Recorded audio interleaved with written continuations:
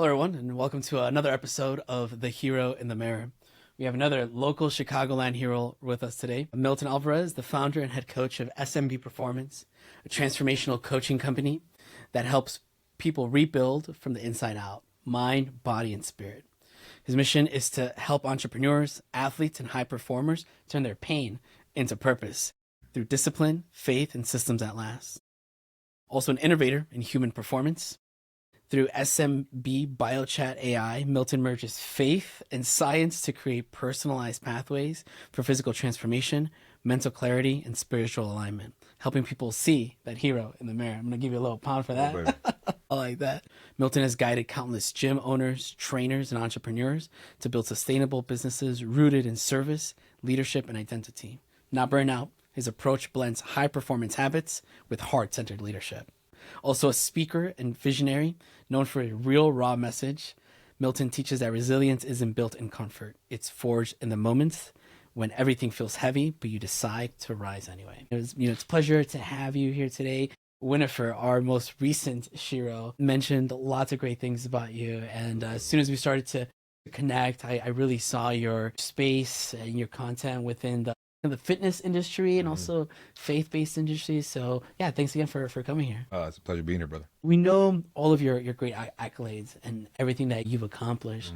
What were some of those obstacles that you came across through your hero's journey, and maybe obstacles that you're currently overcoming right now? Well, let's do two. Let's do two aspects, right? There's the internal, which is the mental, and then there's the external, which is the superficial. The internal is the main one that a lot of people encounter that they don't acknowledge to the very, very end, not realizing that they have the potential to change that as long as they take the micro steps forward in order for improvement for within themselves. When it came down to the internal, is lack of belief, lack of identity, lack of direction, lack of clarity. When it came down to the external, I guess the struggle that I had was not being in a position, not coming from a place of privilege, not having the capital for it, not having the support system for it, not knowing where to go. So I think at the end of the day, here's my thing. It's the books you read, the people you know, and the events you attend that will change your life completely. The books you read? The books you read, yeah. The events you attend, and the people you know will change your life completely. Exactly. Yeah. And then within your life, you also need three different people in your life. You need people that are going to pull you up. You need people that are going to run with you. And you need people who you're consistently pulling up to, so you can sustain that internal motivation to continue growing, so you can continually help other people grow as well. So I didn't have that. I didn't have the network for it. So on an external, that's where my biggest obstacle when it came down to the external aspect. Your faith really, you speak a lot about it. Yeah. And honestly, it sounds like it's a foundation for everything that you've built and for everything that people want to build. Yeah. Can I dive a little bit into that? Kind of what started this momentum with your strong faith? Yeah. Well, I grew up in a very traditional Latino household, which was born and raised Catholic. Really didn't believe in it much. I was forced to go up to the age of maybe like 18 years old. No, not even 18, maybe like 16, 17. Okay. Then for a couple of years, I withdrew from the faith. I really didn't believe in it. I thought it was very hypocritical. Fast forward a couple of years, my early 20s, maybe 19, 20, 21 years old, a client of mine, now who became my best friend, he invited me to church multiple times. I never went. I don't like the idea of church. But long story short, when I started going, my life completely shifted, and my belief system on this idea of God completely shifted. I was touched by the Holy Spirit, something that I've never experienced in my life before, and I started heavily getting involved in ministry. And I was going through the motions for about a decade on what it is to, have a relationship with God, et cetera, et cetera, et cetera. Fast forward, started a business. Like a lot of people who maybe don't grow up with much, I started seeing success really fast. And I would say I got distracted, especially the last 4 years that I was in Dallas, because I started seeing the money, but, I started relying on myself and only my own strength. And there was still a lack of fulfillment within me because of it.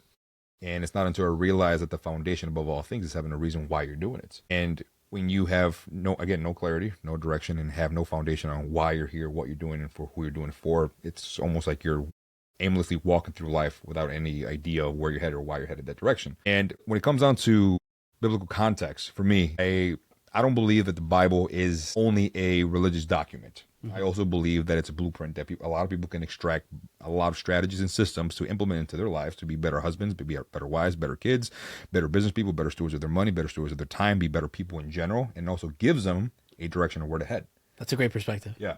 So, for example, a little quick, maybe 2-minute Bible study. Yeah, go ahead. Go for it. I'm all for it. What gave me clarity on this is what I'm here to do, because a lot of people go through life, whether it's their careers, finances, women, men, whatever, wherever they find their purpose in, there's still always going to be a lack of fulfillment, but people will continuously seek that fulfillment in many different areas. Until I realized, okay, well, who am I? No idea. Where do I come from? Okay, God, but what does that mean? Where I actually dove deeper into the study of who God says he is, who God says we are, where do we come from, and what our job is here in this world. So, are you familiar with the Bible? Yeah. Genesis 1:1. What's Genesis 1:1? When it talks about the creation? In the beginning, God created the heavens and the earth, right? So that's Genesis 1:1. In the beginning, God created the heavens and the earth. So automatically, just from reading that one verse, we can assume who God is telling us he is. And by just that one verse, we acknowledge that God is a creator, right? He's creative. He's a creator. And I think it's in Genesis 1:26. I could be wrong. Don't quote me. I'm not a Bible scholar. But I think in Genesis 1:26, it says that we were made in God's image. So if off the bat, God is introducing himself to us, saying that he is a creator. And then in Genesis 1:26, we fast forward, it says that we are made in his image. That also says that we're creators. So what do you do with that information? You continue reading. Genesis 1:27, it gives us 4 different duties, 4 different jobs that we're called to do in this world. And if I slaughter the order, forgive me. Again, I'm not a Bible scholar. We were called to multiply, be fruitful, subdue the earth, and have dominion. Those were our 4 jobs as humans.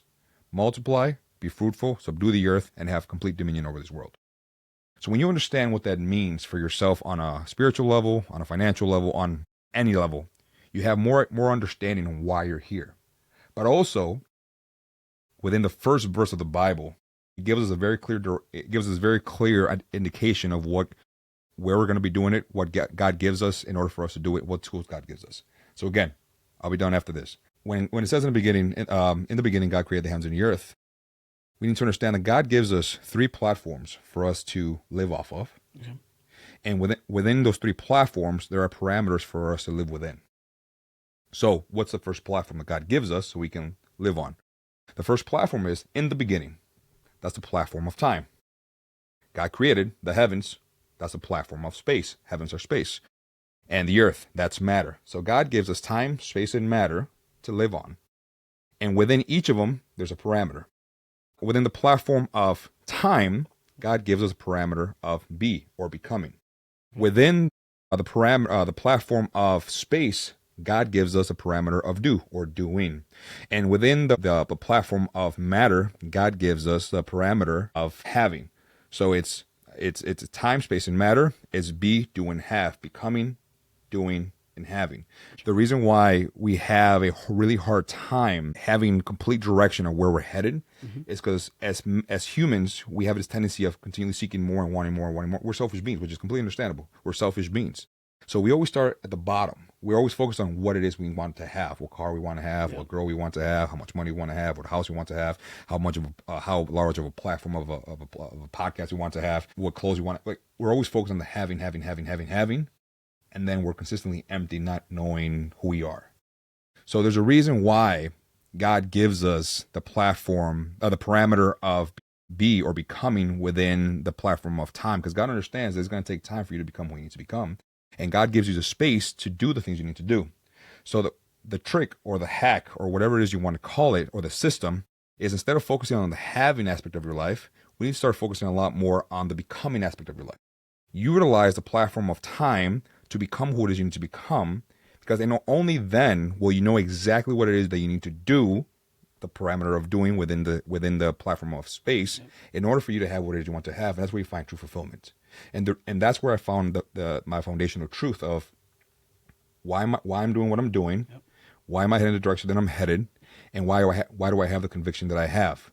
And when I discovered those platforms, those parameters, and I discovered who I was within God, who God is, who I am within God, and what my job, what my duty was as a man, I had an immense amount of clarity, and I understood why I'm here. Definitely. And at the end of the day, whatever platform we're on, whether it's a podcast, whether it's a business, whether it's a job, whatever it is that you do, the ultimate goal for humanity, for man, is to push people back to their source being God. That's our ultimate goal, no matter what platform you're on. And that's what gave me the ultimate clarity to continually do what I do, knowing that if I do it the right way and I honor God, it's going to scale. And when it scales, I'm able to have more influence, which I'm able to push people back to God. I know it's a lot to chew. Yeah, no, that was that was a great. lot to Yeah, chew, man. but I think you had a message that you sent me a little earlier that I think connects that, where it's, build your faith in God first before you build your body, before you build your business, in order to have that life that you want.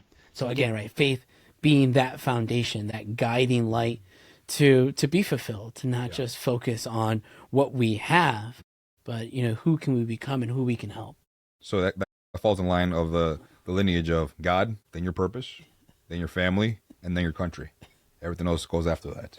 Absolutely. The number one thing is God. I like how you connected faith and science in the SMB BioChat AI. So as we know right now, artificial intelligence is the next big thing. Whoever is starting to switch careers and focusing on AI, they're going to make a lot of money right now. Yep. Or even the people who aren't switching over to AI, but they're learning how to utilize it. Like when the first version of ChatGPT came out, I think 2.5 years ago or so, I was already on it. And a lot of things that a lot of my friends are learning right now, barely, it's something that I was already learning 2.5 years ago. So I have an advantage, right?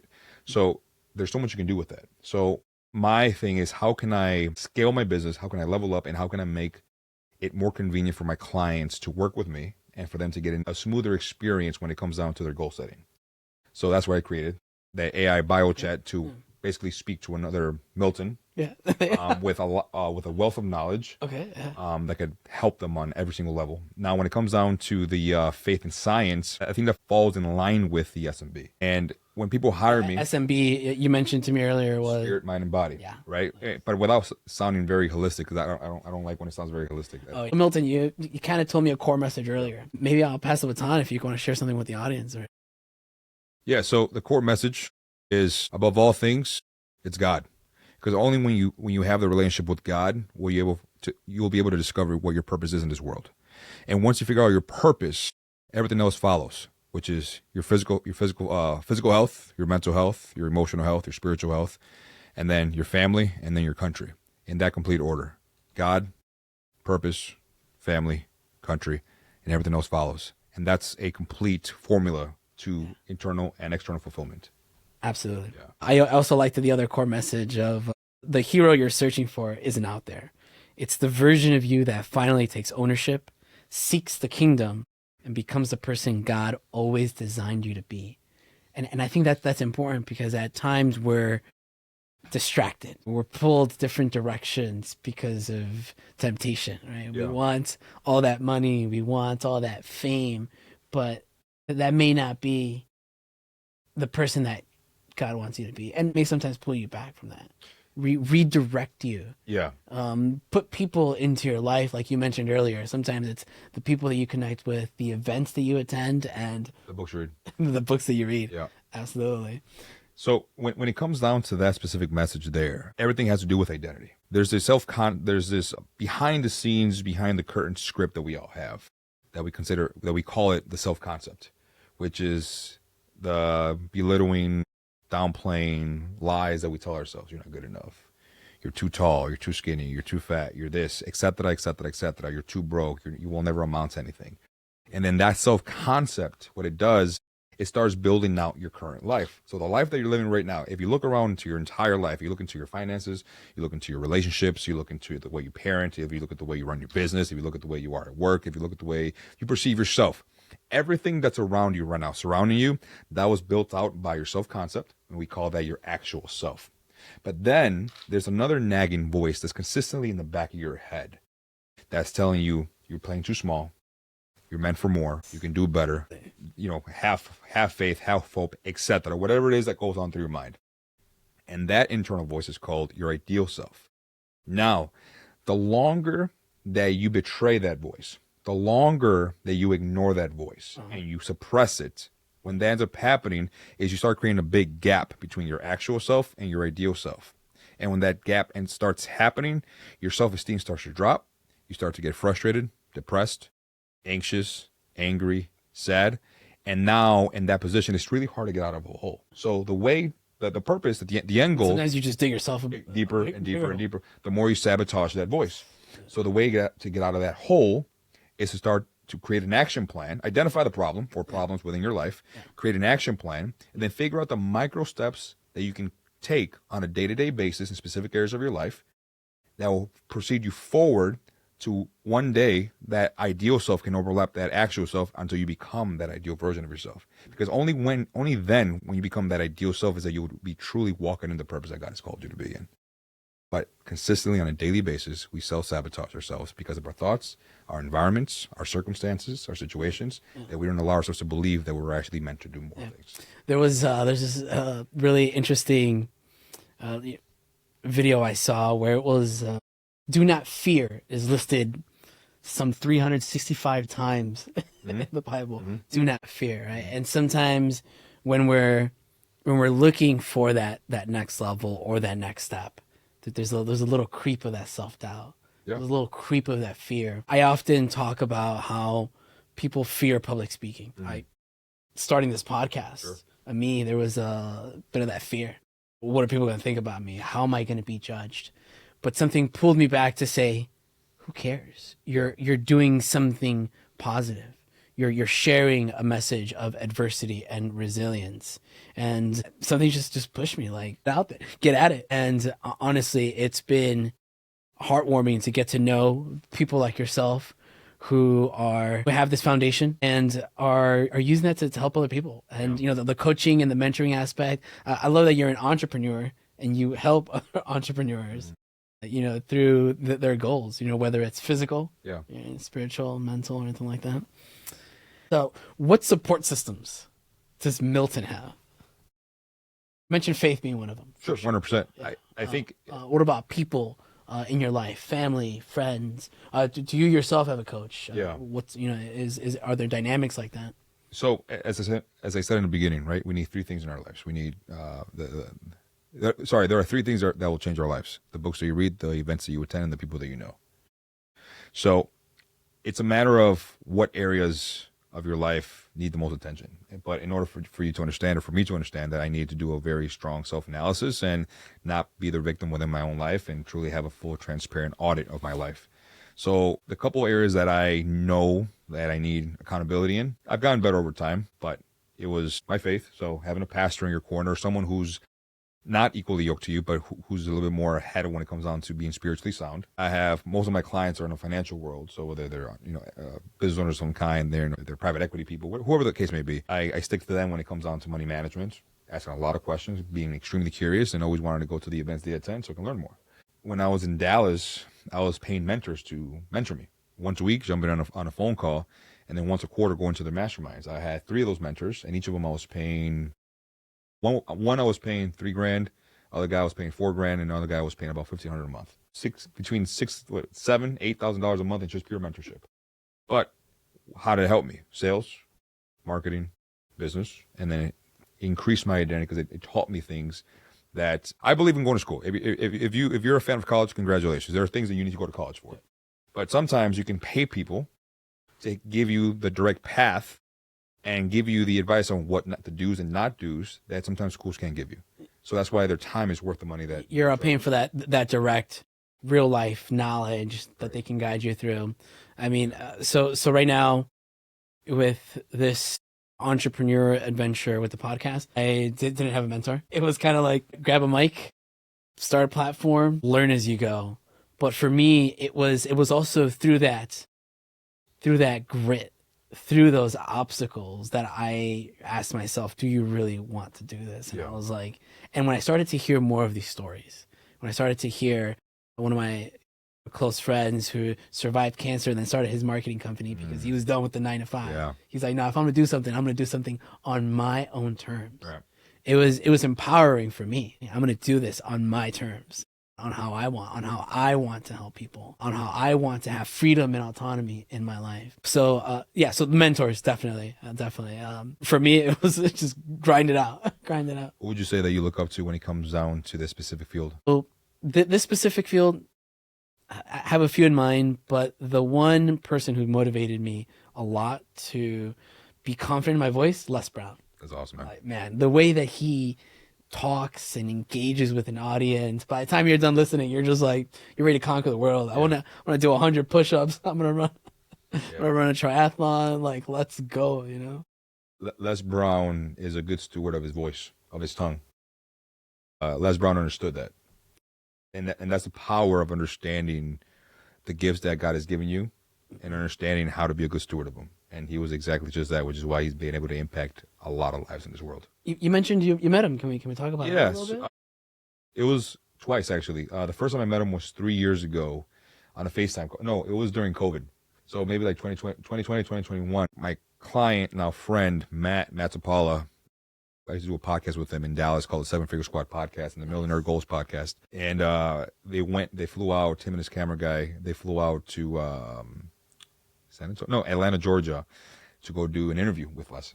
And I'm like, dang, I wish I would have gone, but it is what it is. Yeah.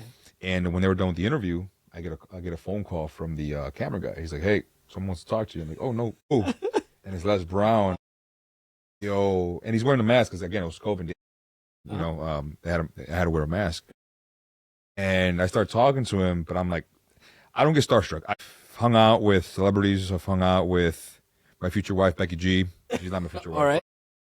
My future wife. But yeah, her, Waka Flocka, like Tim T, like cool people. Mark Cuban? I think you met weeks ago, I was with Mark Cuban in Dallas, Texas. So I've met people and I'm like, oh, cool, they're people. Yeah. Right? Depends on the same way you do. Yeah. You know, I've rubbed elbows, shaken hands with Tony Robbins, a guy that I met 2019. He's opened the doors for me in his business, Patrick David on Valleytainment. So I met cool people. But it's with Les Brown, I've been listening to that guy since I was in my teens. And he's the guy, when I would listen to him, so when I was a kid, my dad, we would go to this restaurant called Denny's. And they used to have like this claw machine with like stuffed animals. And every single time we would go, every Sunday was a tradition of ours. He would play and he would run stuffed animals. So I had a bunch of stuffed animals from my childhood, and we always saved them in our basement. So as I got older in my early to mid teen, I remember I would line them up in my basement, and I would pretend that I'd be speaking to a crowd, and it's because Les Brown would inspire me. So anyway, so when we FaceTime, very first time in my life I've ever gotten starstruck by something. So I had no idea what to say, but we were having small talk, maybe about 5-10 minute conversation. He spoke often to me. He's like, man, you're the voice. You have a voice of a radio person. Da, da, da, da. I hear greatness in you. Please use your voice to speak into people. God's going to use your voice. You just started pouring into me. Yes, sir. Immediately. Yes, sir. About 2 years ago,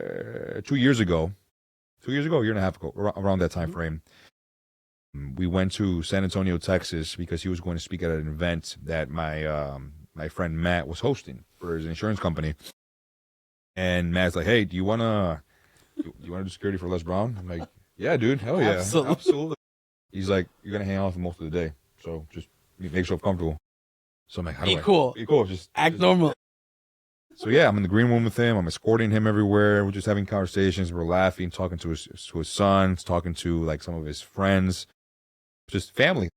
And I interacting with all of them. We exchange information with all of them. And at the end, Les Brown's like, yo, man, come here.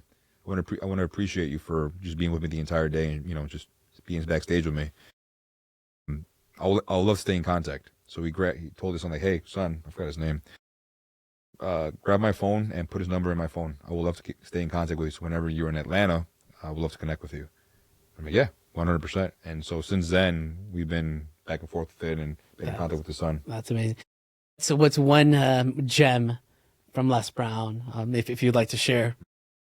One gem that I took was something he said or what I've seen of him. Either or. He's obviously getting older. That's an obvious. And behind the scenes and in front of thousands of people, he's the same person. He's a very genuine guy. He hasn't changed one bit. But you can tell that, again, like I told you in the beginning, he's an extremely good steward of his gift that God gave him. And he's going to continually use his voice, his tongue, until God calls him up.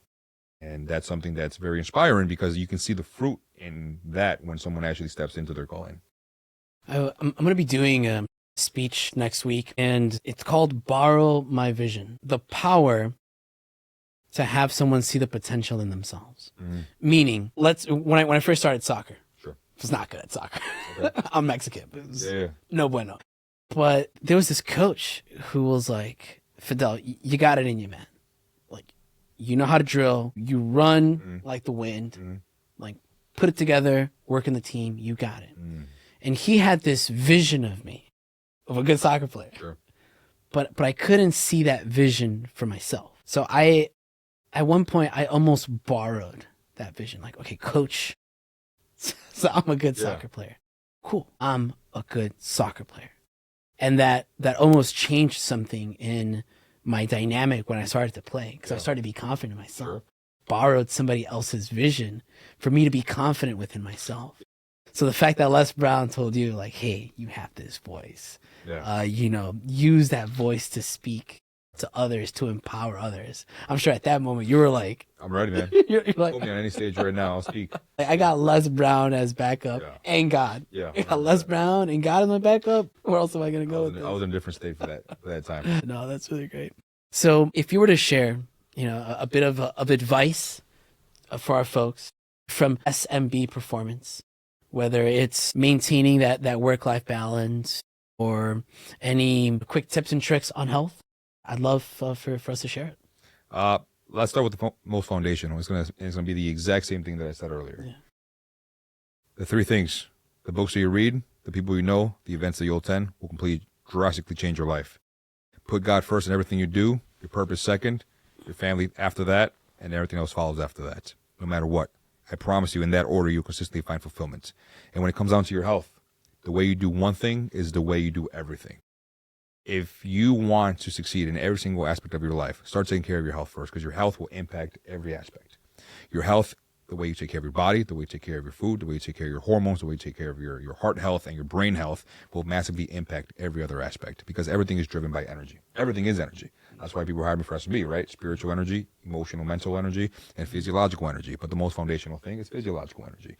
If you know how to take care of your body on a physiological standpoint and increase its energy through food, through movement, through sunshine, through water, through actually sleeping the right thing, sleeping the right amount, not watching idiotic things online, not continually doom scrolling and chasing that cheap dopamine, you're going to increase your energy. And when you increase your energy, everything else in your life will align to that, and you'll feel a lot better. Nice. A bit of maybe a question on the side. Yeah. If you were to give little Milton, say a 12-year-old Milton, if you were to give that little guy a bit of advice or words of encouragement, what would that be? Words of encouragement to the 12-year-old Milton. I feel like this is very generic, but it's yet very impactful. Don't focus on what people think about you. Yeah. Everything that you decide to do and everything you decide to apply, do it to the best of your ability. Listen to your parents' advice. Actually try in school. Don't date until at least you graduate high school. It's going to be a hard one right there. Yeah. Save every dollar that you made in high school. Don't be shy. Go outside and play more. And don't forget to remind both your mom and your dad, as imperfect as they may be, that you love them every single day, because you're going to lose them eventually. And that's going to suck when you are living your day by day knowing that you could have expressed yourself a lot more to your parents, and now, your father has that in your arms, and your mom's aging, and you're her caregiver. So, yeah. Yeah, embrace those moments. Enjoy those moments. And if I can get a powerful message that you'd like to share with our audience today, what would that be? I actually wrote this down. The hero you're searching for isn't out there. It's the version of you that finally takes ownership, seeks the kingdom, and becomes the person that God always designed for you to be. You have a good motto that supports your business strategy. Do you mind sharing that motto again? So what I have is seek first the kingdom, then build your body, the business, and the life that you were created for. You got to have that foundation first before you can start to build that success and that best version of yourself. Milton, I just want to say it was a pleasure to have you here today. I wish you nothing but success and happiness in all your endeavors, and look forward to having you maybe on another podcast episode of The Hero in the Mirror. You're great, brother. Yeah, right, everyone. Thank you, everyone, for coming. If you liked today's message and the speakers that we have, please feel free to like, comment, and subscribe. All right, cheers, everybody.